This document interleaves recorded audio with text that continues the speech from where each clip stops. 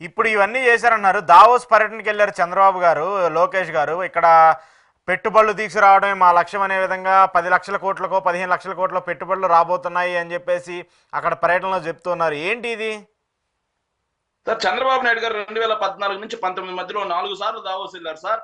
ఉమ్, 5వ సంవత్సరంలో లోకేష్ గారు దావోస్ వెళ్ళారు సార్.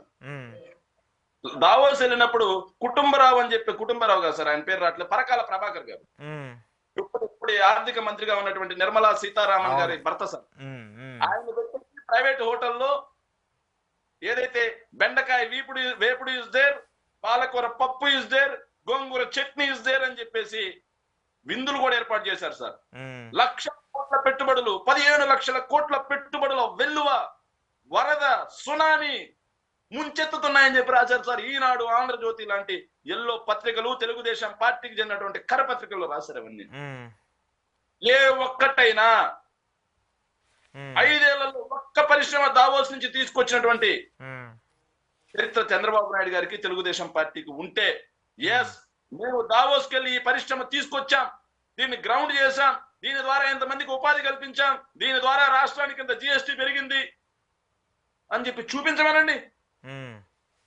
కేవలం ప్రజాధనం అడ్డు పెట్టుకొని తనని తాను విజనరీగా ప్రూవ్ చేసుకోవడానికి, తన డబ్బా కొట్టించుకోవడానికి, తన ఏదో రాష్ట్రానికి ఏదో ఊడబెరుగుతున్నాను అని చూపించడం కోసం చంద్రబాబు నాయుడు గారు ప్రజా ధనాన్ని విచ్చలవిడిగా వృధా చేస్తున్న పర్యటనలే ఈ దావోస్ పర్యటనలు సార్.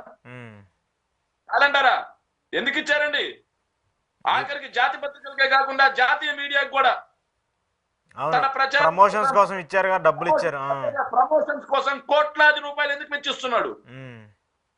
ఎందుకు? ఎవరి డబ్బది? ప్రజాధనం కాదా? డబ్బు సార్. ఏదైతే చంద్రబాబు నాయుడు గారు సార్, బాగా వినాలి సార్, ప్రజలకు కూడా తెలియాలి సార్. చంద్రబాబు నాయుడు గారు ఆ రోజు సార్ 2015లో సార్ 15 జనవరిలో వెళ్ళాడు sir. Microsoft founder Bill Gates, CEO సత్యనాథలతో ఆయన మీటింగ్ అయ్యాడు సార్. విశాఖ మైక్రోసాఫ్ట్ తో, ఏదైతే మైక్రోసాఫ్ట్ తో పాటుగా ఇన్ఫోసిస్, విప్రో డేటా సెంటర్లు అని చెప్పి ప్రచారం చేశారు సార్. నాడు హైదరాబాద్ కి మైక్రోసాఫ్ట్ ని తీసుకొచ్చిన ఘనత చంద్రబాబు నాయుడు గారిది. నేడు విశాఖ తీసుకొస్తున్నాడు. విశాఖ మరో హైదరాబాద్ గా మారిపోతుంది. విశాఖ మరో ఐటీ హబ్ గా మారిపోతున్నాడు సార్. 4 ఏళ్ళు ఉన్నారు సార్ ముఖ్యమంత్రిగా. ఏమైంది సార్ మైక్రోసాఫ్ట్? ఏమైంది సార్ గూగుల్? ఇంకోటి, రాష్ట్రంలో భారీ హార్డ్వేర్ పరిశ్రమ వస్తుంది, 1,00,000 కోట్లు పెట్టుబడులు అన్నారు సార్ అదే సంవత్సరంలో. ఎక్కడ? 4 ఏళ్లలో. నెక్స్ట్ 2000 సార్, బాగా వినాలి, 2016లో సార్, 2016 జనవరిలో సార్, మియర్ బర్గర్, పిస్ట్లోన్ సంస్థల ద్వారా సోలార్ మాడ్యూల్ తయారీ యూనిట్ అన్నారు సార్. 2,000 కోట్లతో జడ్జీ టెక్స్టైల్స్ ద్వారా మెగా టెక్స్టైల్ పార్క్ అన్నారు సార్. ఇందాని గ్లోబల్ గోల్డ్ రిఫైనరీతో పాటు నెస్లే, పల్స్పన్ సంస్థల పెట్టుబడులకు ఆసక్తి అని చెప్పి రాశారు సార్.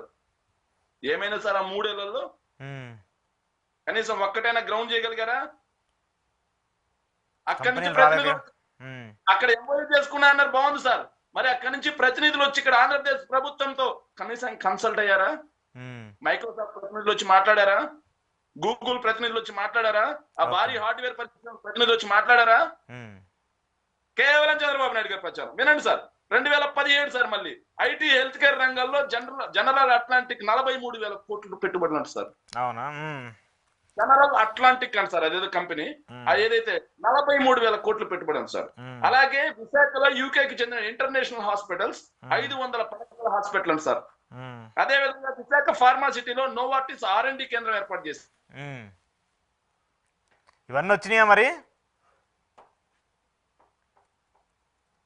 ఎస్. ఎక్కడికి పోయారు సార్ ఇవన్నీ?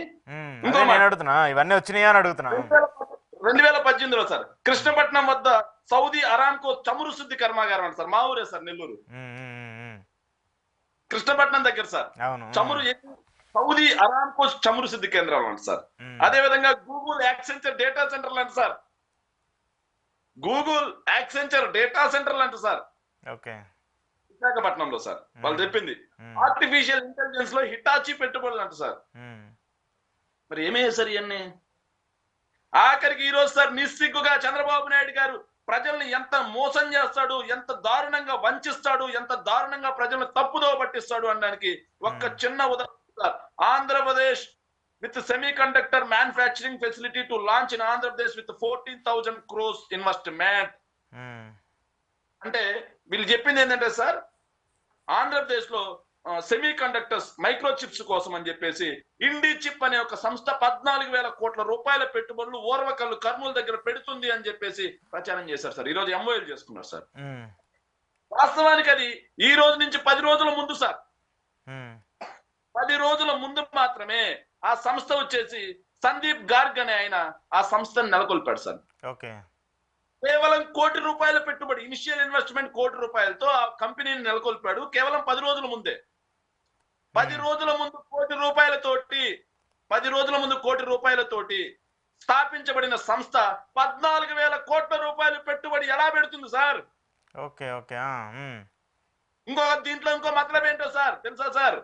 ఆయన కంపెనీని నెలకొల్పక ముందే లోకేష్ బాబు గారిని కలుస్తారు. మొన్న 10 రోజుల క్రితం కంపెనీ నెలకొల్పారు, దానికన్నా 20 రోజుల ముందే లోకేష్ బాబు గారిని కలుస్తారు. 14,000 కోట్ల రూపాయలు పెట్టుబడి పెట్టడానికి ఇంట్రెస్ట్ గా, అసలు కంపెనీయే లేదు, 14,000 కోట్ల రూపాయలు పెట్టుబడులు పెట్టడానికి ఇంట్రెస్ట్ చూపిస్తున్నారు అని చెప్పేసి చెప్తారు.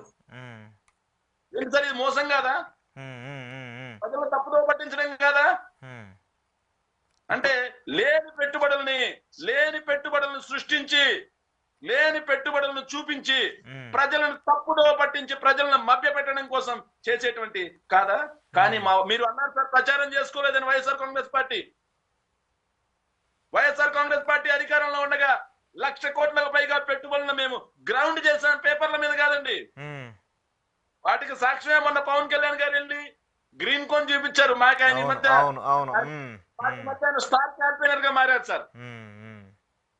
కూటమిలో ఉండి కూడా మాకు స్టార్ క్యాంపెయినర్ గా మారాడు ఆయన.